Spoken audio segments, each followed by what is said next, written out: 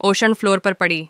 यह Titan submersible की video है जो 2023 में कहीं गायब हो गई थी। 18 जून 2023 सुबह 9:01 पर मशहूर जमाना अनसिंकेबल टाइटैनिक का मलबा देखने के लिए टाइटन सबमर्सिबल को नॉर्थ अटलांटिक ओशन में उतारा जाता है। इसमें बैठे 5 लोगों के लिए ये काफ़ी एक्साइटिंग एक्सपीरियंस होने वाला था, क्योंकि यह अपनी आंखों से 3,800 मीटर की गहराई में टाइटैनिक शिप रेक ऑफ पहली बार एक्सपीरियंस करने वाले थे। और आखिरी बार भी तकरीबन 1.5 घंटे के बाद टाइटन से कांटेक्ट टूट जाता है। टाइटन के साथ क्या हुआ, उसमें बैठे पैसेंजर्स जिंदा भी हैं नहीं। अगले 2 दिन दुनिया भर में सिर्फ यही चर्चे चलते रहे। 2 दिनों तक सर्च ऑपरेशन चलने के बाद फाइनली एक खबर आती है। सर्च टीम को टाइटन के कुछ बिखरे हुए पार्ट्स मिलते हैं जो इस बात को जाहिर कर रहे थे कि सबमर्सिबल में कोई भी जिंदा नहीं बचा। टाइटन सबमर्सिबल हादसे के बाद अब पहली बार नई और ऑफिशियल डिटेल्स मंजर आम पर आई हैं।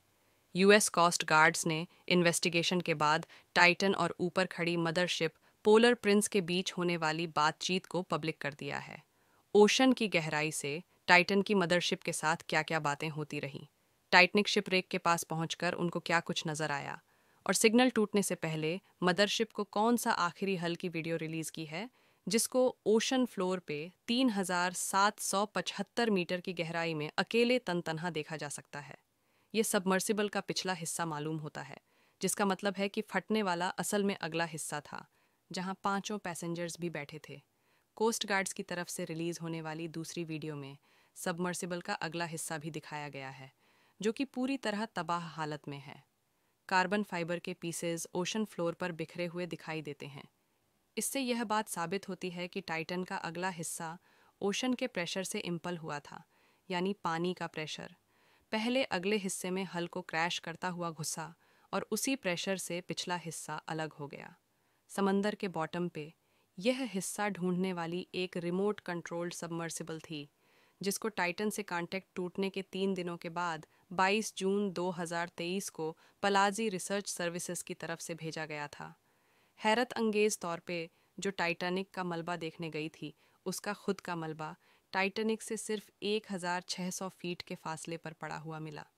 लेकिन आपको यह जानकर मजीद हैरत होगी कि 112 साल पहले टाइटैनिक की फर्स्ट क्लास टिकट सिर्फ 150 पाउंड की थी, जिसको अगर आज की करेंसी में कन्वर्ट किया जाए तो यह $300 बनते हैं। और उसी टाइटैनिक का मलबा देखने के लिए टाइटन में मौजूद पैसेंजर्स ने $5,000 की टिकट खरीदी थी।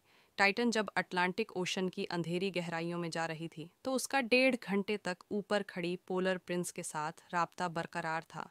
टाइटन सबमर्सिबल में टोटल 3 टूरिस्ट मौजूद थे। इनमें दुबई के एक जाने माने बिजनेसमैन और एडवेंचर स्पोर्ट्स के शौकीन हमेश हार्डिंग के अलावा पाकिस्तानी फैमिली के 2 मेंबर्स शहजादा दाऊद और उनके बेटे सुलेमान दाऊद भी शामिल थे। क्रू मेंबर्स में टाइटन को चलाने वाले और ओशन गेट के मालिक स्टॉकटन रश खुद मौजूद थे, और आखिर में टाइटैनिक शिपरेक के एक्सपर्ट जिन्होंने दर्जनों बार आरएमएस टाइटैनिक के मलबे को पहले भी विजिट किया था। 97 साला पॉल हेनरी नर्ड्स थे। इस एक्सीडेंट के बाद सब यही जानना चाहते थे कि समंदर के बॉटम पे आखिर ऐसा क्या हुआ जिसकी वजह से टाइटन इम्पल हुई थी, क्योंकि जिस वक्त टाइटन का कांटेक्ट टूटा था उस वक्त यह यूएस नेवी के अंडर वाटर रेडर्स ने समंदर में एक अजीब आवाज़ डिटेक्ट की, जो कि एक अननेचुरल आवाज़ थी। इस आवाज़ को लेकर भी काफ़ी तशवी थी कि आखिर यह आवाज़ किस चीज़ की है। क्या कहीं टाइटन पर किसी समुद्री मखलूक ने हमला किया है, या फिर यह किसी किस्म का एसओएस सिग्नल था। अभी यह मामला चल ही रहा था, लोगों को सवालों के जवाब मिले ही नहीं थे कि एक न्यूज़ आर्टिकल सामने आता है जिसका ताल्लुक टाइटन सबमर्सिबल के पास्ट रिकॉर्ड से था। इसमें बताया गया कि 2018 में टाइटन पर काम करने वाले ओशन गेट के डायरेक्टर ऑन ऑपरेशंस डेविड लॉकरीज को सीईओ स्टॉकटन रश ने इस बात पर जॉब से निकाला था, क्योंकि उन्होंने टाइटन की सेफ्टी के बारे में कई सवालात उठाए थे। असल में टाइटन एक ऐसी सबमर्सिबल थी जो स्टॉकटन रश ने खुद डिज़ाइन और डेवलप की थी। इसकी बॉडी ख़ास तौर पर कार्बन फाइबर की रखी गई थी, और यह मटेरियल डीप सी एडवेंचर्स के लिए ज़्यादा टेस्टेड और सर्टिफाइड नहीं था, यानी यह एक एक्सपेरिमेंटल सबमर्सिबल थी और इसको किसी भी डिपार्टमेंट से सर्टिफाई नहीं करवाया गया था। डेविड लॉकरिच ने कई बार ओशन गेट के सीईओ स्टॉट रश को कहा कि पैसेंजर्स के लिए यह सेफ़ नहीं है, लेकिन वह नहीं माने। फाइनली जब उनको जॉब से निकाल दिया गया तो डेविड ने 2018 में एक इंजीनियरिंग रिपोर्ट पब्लिश की जिसमें बताया गया कि कैसे एक कार्बन फाइबर का हल सबमर्सिबल के लिए 4000 मीटर की गहराई में सेफ नहीं हो सकता। इस बात पर ओशन गेट के सीईओ और डेविड की कोर्ट में लड़ाई भी चलती रही, जिसका टाइटन के हादसे के वक्त भी फैसला नहीं आया था। हादसे के बाद जब यह रिपोर्ट मंजर आम पर आई तो इसने टाइटन की बिल्ड पर कई सवालात खड़े कर दिए कि जब सबमर्सिबल थी ही एक्सपेरिमेंटल फेज में तो इसको अंडर वाटर टूरिज्म के लिए कैसे इस्तेमाल किया गया। क्या यूएसए में कोई ऐसी बॉडी नहीं थी जो ऐसे एडवेंचर को कंट्रोल करती हो। इसी दौरान ओशन गेट पर एक और मुसीबत खड़ी हो गई। टाइटन में मौजूद क्रू मेंबर पॉल हेनरी नार जलेट, जो कि टाइटैनिक शिपरेक के एक्सपर्ट भी थे, उनकी फैमिली ने ओशन गेट को $1 मिलियन के लिए सू कर दिया।